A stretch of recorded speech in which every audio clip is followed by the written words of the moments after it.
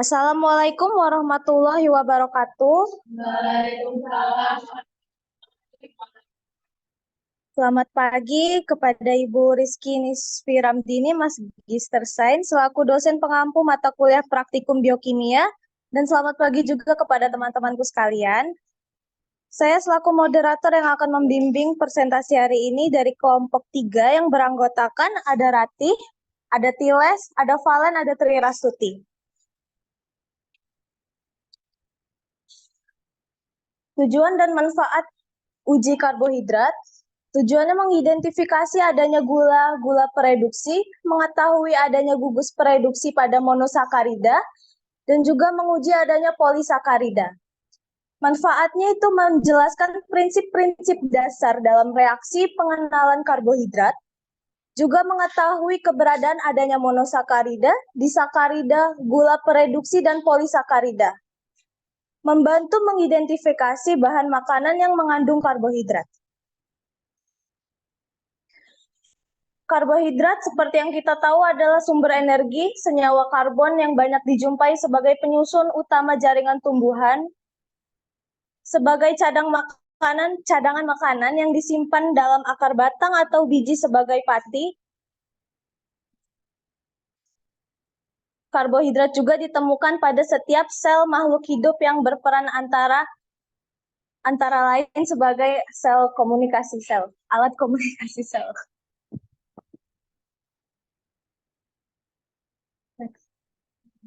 Untuk alat dan bahannya, kita menggunakan alat tabung reaksi beserta raknya, ada glass beaker, bunsen, penjepit kayu, pipet tetes, hot plate, blender, dan pisau. Untuk bahannya ada reagen Benedict, reagen Fehling, reagen iodium, aquades, dan uji sampelnya kita pakai pisang dan apel.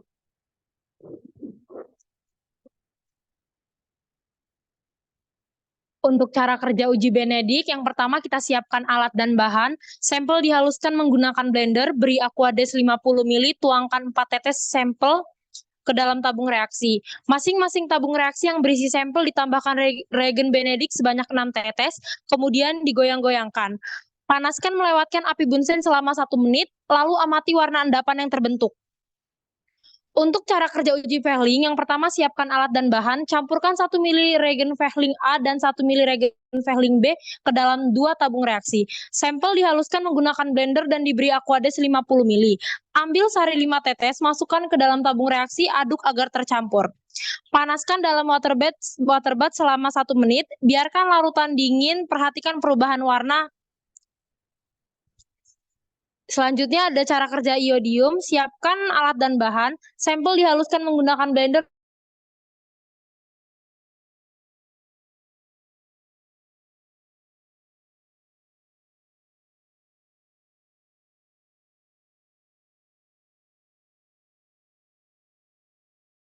biarkan dingin dan amati warnanya. Ini ada hasil uji Benedict, sampel apel warna yang terbentuk hijau dan hasilnya positif, sampel pisang warna yang terbentuknya merah bata, hasilnya positif. Untuk uji Fehling, sampel apel warna yang terbentuknya endapan merah, hasilnya positif, sampel pisang warna yang terbentuknya juga endapan merah, hasilnya positif. Untuk hasil uji iodium, sampel apel warna yang terbentuknya kemerahan, hasil positif. Begitu juga dengan pisang, warna yang terbentuknya kemerahan dan hasilnya juga positif. Hasil uji Fehling, sampel apel, udah dong, pembahasan ya. Pembahasan. Baik, saya di sini akan menjelaskan pembahasannya, yaitu di sini kita ada 3 uji yang dilakukan pada praktikum, yaitu pertama mekanisme kerja pada uji Benedict ialah masing-masing tabung reaksi berisi sampel, terus berisi sampel sebanyak 4 tetes, terus ditambahkan dengan reagen Benedict sebanyak 6 tetes, lalu tabung reaksi digoyang-goyangkan, kemudian dipanaskan dengan melewati di atas api bunsen selama kurang lebih 1 menit, lalu didinginkan dengan perlahan-lahan dan amati warna endapan yang terbentuk.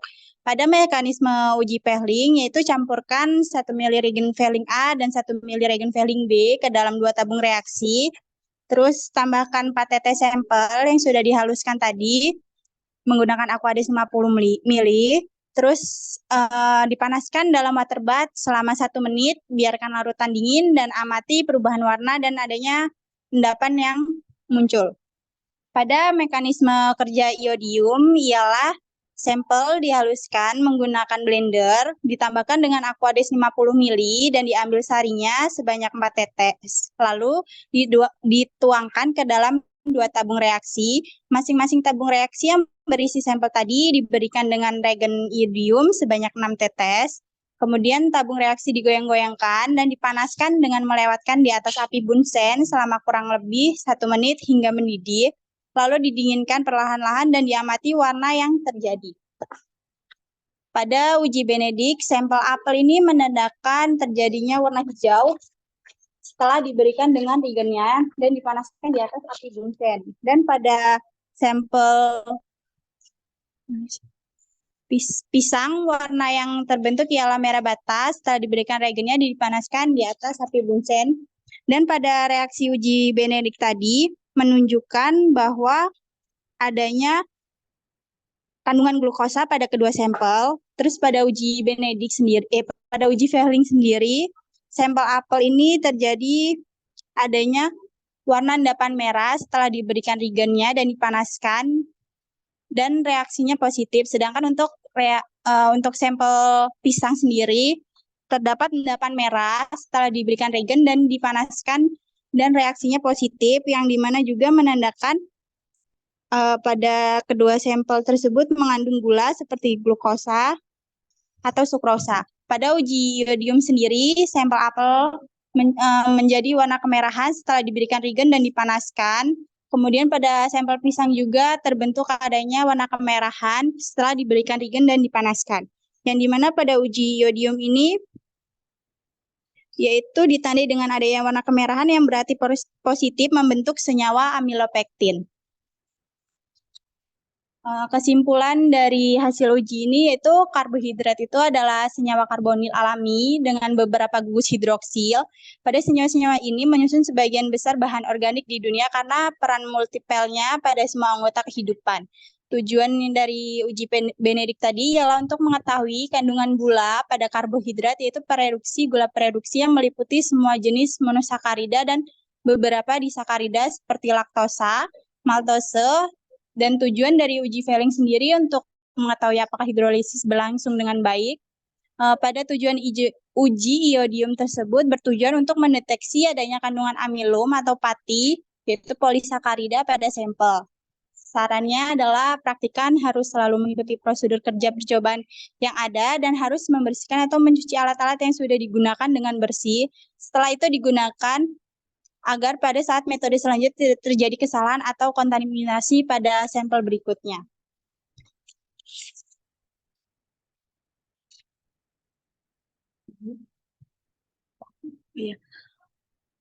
Baik, selanjutnya adalah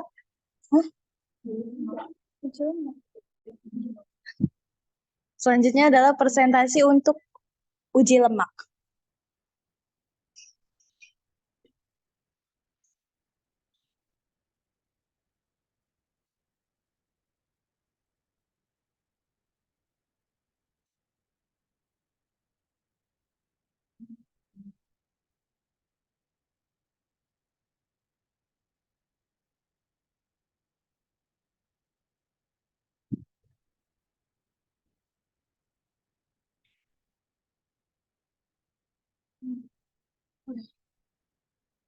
Untuk uji lemak, tujuannya mendeteksi keberadaan lemak dalam berbagai bahan makanan, mendeteksi kelarutan lemak dalam berbagai pelarut, menentukan suatu asam lemak jenuh atau tidak jenuh.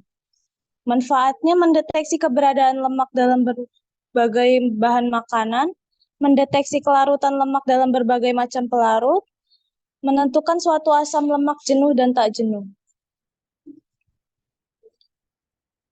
Lemak atau lipid adalah sekelompok besar molekul yang terdiri dari minyak, steroid, malam atau wax, dan senyawa terkait dengan sifat kimia yang lebih besar dari sifat fisiknya sehingga saling terkait.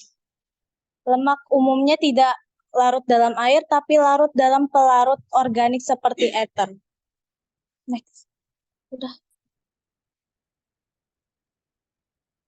Untuk alat dan bahannya, ada tabung reaksi beserta raknya, bunsen, penjepit kayu, pipet tetes, gelas ukur, hot plate, cawan porselen, indikator pH, mikroskop, dan kertas. Bahannya ada air atau aquades, etanol 96%, kloroform, ether, Na2CO3 1%, KHSO4, H2SO4 pekat, alkohol, minyak goreng, minyak jelantah, lemak nabati, lemak hewani, dan rebusan daging atau gaji.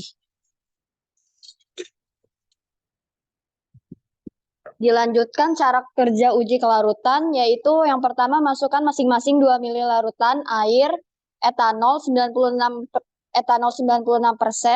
kloroform, ether, Na23CO3 1%, lalu tambahkan 1 ml minyak goreng, lemak hewan, dan lemak nabati pada masing-masing tabung.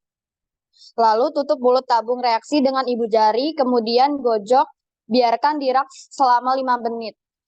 Kemudian amati sifat setiap kelarutan yang terjadi pada masing-masing tabung.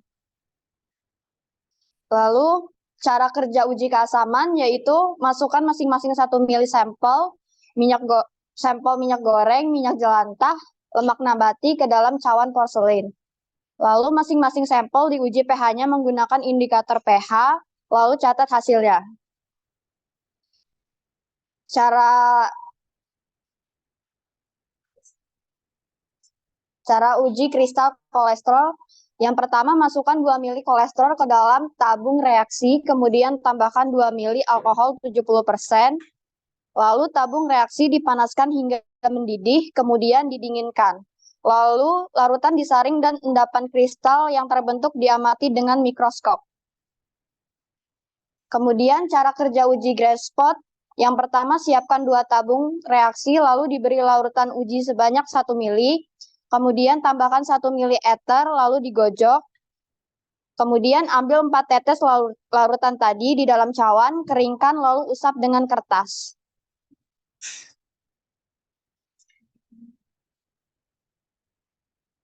Uji kelarutan dan emulsi, yaitu sampelnya ada minyak goreng, lemak hewan, dan lemak nabati. Itu larut dalam kloroform dan ya, sampel minyak goreng, lemak hewan, dan lemak nabati semuanya larut dalam kloroform dan tidak larut dalam aquades, etanol 96%, ether, dan Na2CO3 1%.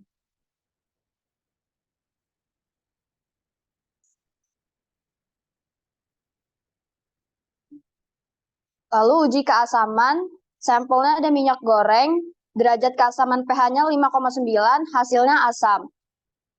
Sampel yang kedua yaitu minyak jelantah, derajat keasaman pH-nya 5,9, hasilnya asam. Sampel yang ketiga lemak hewani, derajat keasaman pH-nya 5,9, hasilnya asam. Sampel yang keempat lemak nabati, derajat keasaman pH-nya yaitu 3,9, hasilnya asam.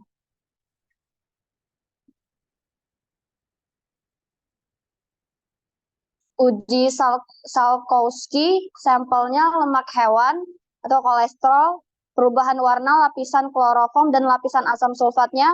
Pada kloroform berwarna putih ketika ditambahkan 1 ml kolesterol menjadi putih keruh. Sementara ketika ditambahkan H2SO4 menjadi warna kemerahan dan endapan berwarna kuning. Hasilnya positif menandakan adanya kolesterol pada uji Salkowski. Dilanjut uji kristal kolesterol, sampelnya lemak hewan atau kolesterol, gambar mikroskop terbentuk kristal, hasilnya positif. Lalu uji Grasspot, sampelnya minyak goreng yang baru, warna noda yang terbentuk pada kertas transparan, yaitu transparan, hasilnya tidak ada noda pada kertas dan masih pada kondisi yang baik. Lalu sampel yang kedua ada minyak jelantah, warna noda yang terbentuk pada kertas yaitu transparan, hasilnya tidak ada noda pada kertas dan masih pada kondisi yang baik.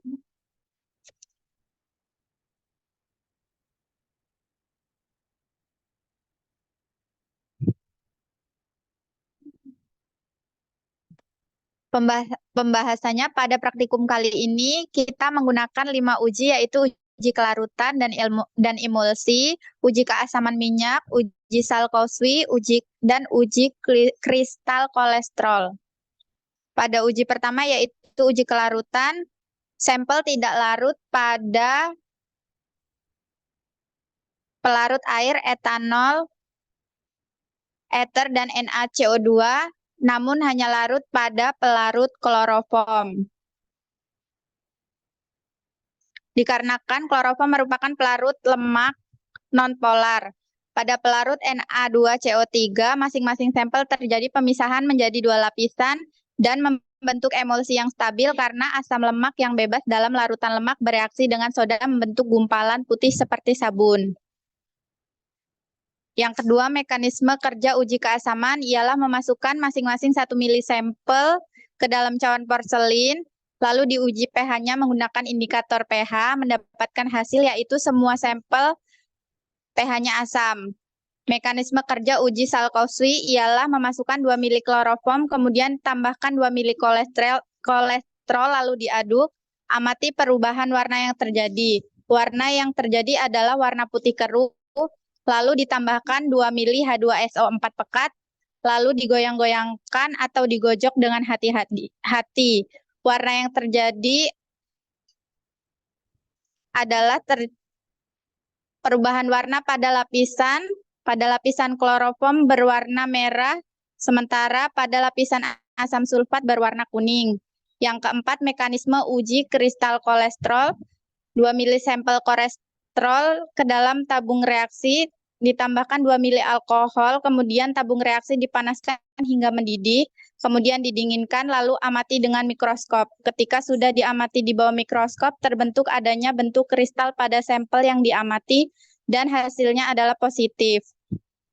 Yang kelima, mekanisme kerja uji Grassfood ialah menyiapkan 2 tabung reaksi, memasukkan larutan uji sebanyak 1 mili, kemudian ditambahkan ether lalu digojok, diambil 4 tetes larutan, dimasukkan ke dalam cawan, dikeringkan lalu usap pada kertas yang sudah disiapkan. Pada sampel minyak didapatkan hasil warna noda yang terbentuk pada kertas atau transparan, yang dimana berarti minyak goreng mengandung lemak yang banyak karena noda berminyak transparan yang dihasilkan lumayan banyak.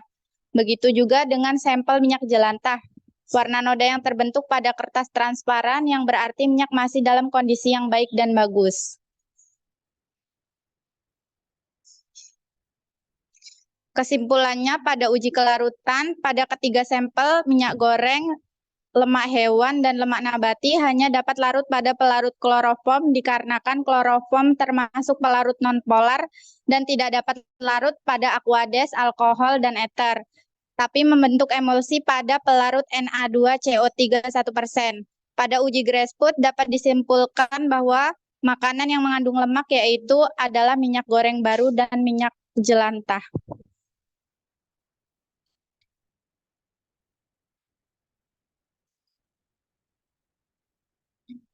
Baik, sekian dari presentasi kami. Bagi teman-teman yang ingin bertanya, dipersilakan.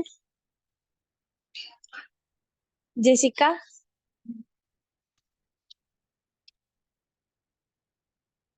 Jessica mau nanya.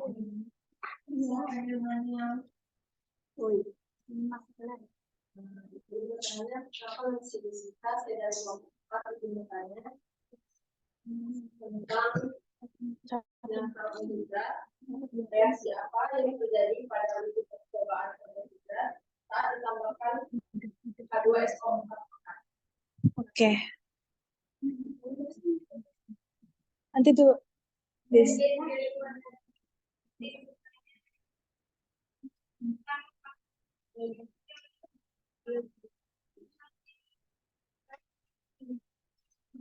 kenapa? Udah ada lagi.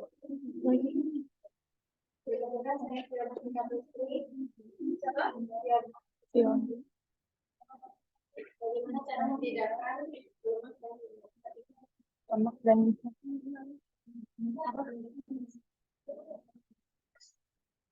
udah.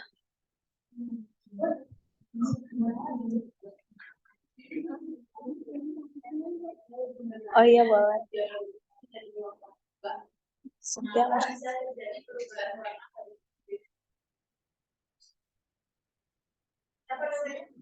Setia.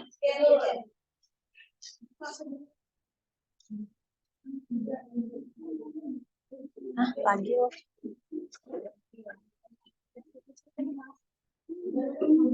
Jihan boleh. Aku jawab dulu ya. Iya, siapa?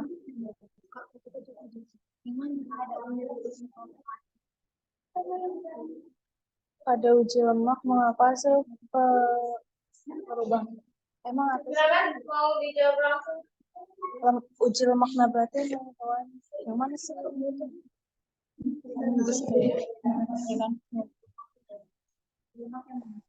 Itu pertanyaannya udah saya perbarui. Yang paling akhir. Tapi itu yang di lemak, yang di karbohidrat masih di atas. Izin menjawab pertanyaan dari Jessica. Reaksi apa yang terjadi pada uji percobaan karbohidrat saat ditambahkan H2SO4 pekat? Karbohidrat bila bereaksi dengan H2SO4 pekat mengalami dehidrasi untuk membentuk furfural atau dalam kasus pentosa atau turunan furfural. Senyawa ini berkondensasi dengan anaftol untuk membentuk kompleks atau cincin berwarna ungu kemerahan. Ya. Langsung jawab dulu. Ini lebih orang. Nih. Kenapa kaset ya? Fiona nanya bagaimana cara membedakan lemak banda itu kan. Izin menjawab pertanyaan dari Fiona. Diri yang lemak akan sampai sini. Ini kan bagaimana membedakan lemak dan minyak. Iya, itu pertanyaan dia. Ini nyampe bawah sini. Dari atas sini sampai mana? Sampai merah. Iya. Ntar coba baca dulu pertanyaan izin menjawab. Izin jawabnya, Fiona. Apa sih gimana? Soal lupa. Izin menjawab pertanyaan dari Fiona. Bagaimana cara membedakan lemak dan minyak? Lemak akan membeku pada suhu ruang, sedangkan minyak akan tetap cair pada suhu ruang. Lalu lemak akan larut dalam pelarut organik seperti ether, benzena, dan kloroform, sedangkan minyak akan larut dalam pelarut organik seperti heksana dan aseton. Lalu lemak akan berwarna putih atau kuning pucat, sedangkan minyak akan berwarna kuning atau merah.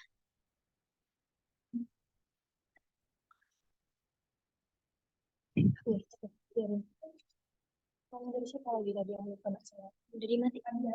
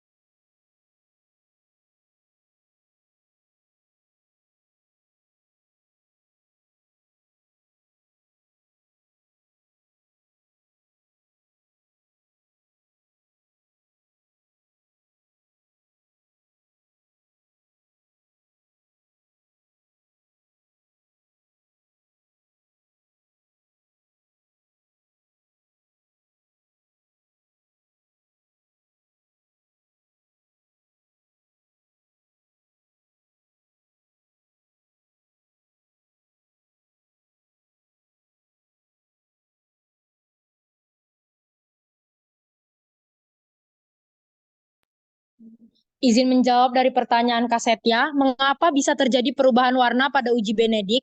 Ketika gula pereduksi dicampur dengan reagen Benedict dan dipanaskan, maka akan menyebabkan reagen Benedict berubah warna. Warna ini bervariasi dari hijau sampai merah bata, tergantung pada jumlah dan jenis gula. Gitu, Kak.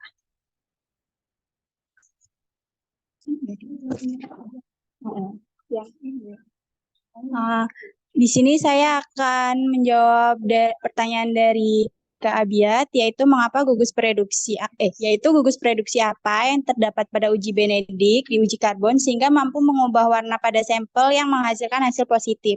yaitu adanya gugus aldehida atau keton bebas yang akan mereduksi ion Cu2+ dalam suasana alkalis akan menjadi Cu+ yang mengendap sebagai Cu2O berwarna merah bata. Terus pada uji Benedik ini reaksi positifnya yaitu ditandai dengan adanya perubahan warna merah bata dan hijau. Baik, sekian, terima kasih. Siapa ini? Ya, Kak Tata aja. Itu emang ada Kan ada dua. Yang nomor kasih. Ini jawab yang ini. Mana sih? Enggak, dia ada jawab itu dulu. Ini. Ini aja.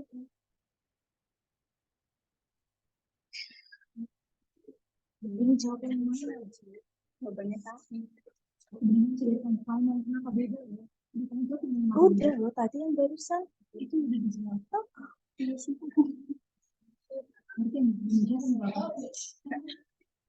Tadi kamu jadi mana? Sabian. Kak Abis. Mana? Kan pada ujian mengapa sih perubahan warna yang bentuk berbeda? Yang ini kan jawaban.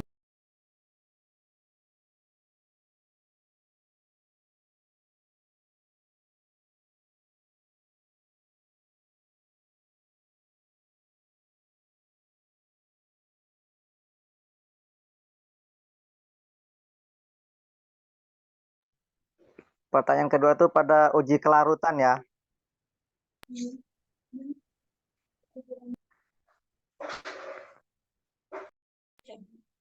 Baik, Kak Abi. Sebenarnya begini, pada uji sampel minyak goreng, lemak nabati, dan lemak hewani itu semuanya larut pada kloroform.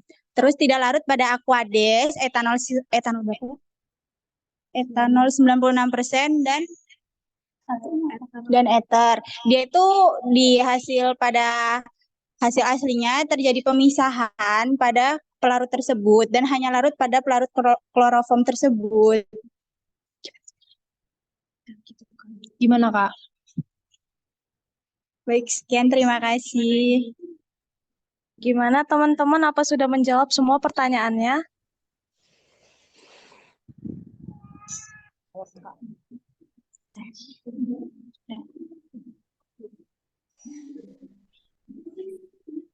Suara saya masuk nggak?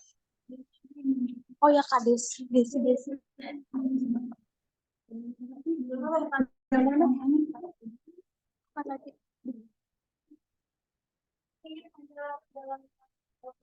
Kenapa minus hanya 8? Karena pelarut non-polar ya sobat. Kenapa minyak goreng, lemak hewani, dan lemak nabati hanya larut pada kloroform? Yaitu dikarenakan pelarut kloroform merupakan pelarut nonpolar yang dimana pada sampel minyak goreng, lemak merupakan senyawa organik yang nonpolar juga. Maka hanya dapat larut pada pelarut organik yang nonpolarnya juga. Baik. Terima kasih. Ya. Sekian presentasi dari kami. Terima kasih. Wassalamualaikum warahmatullahi wabarakatuh.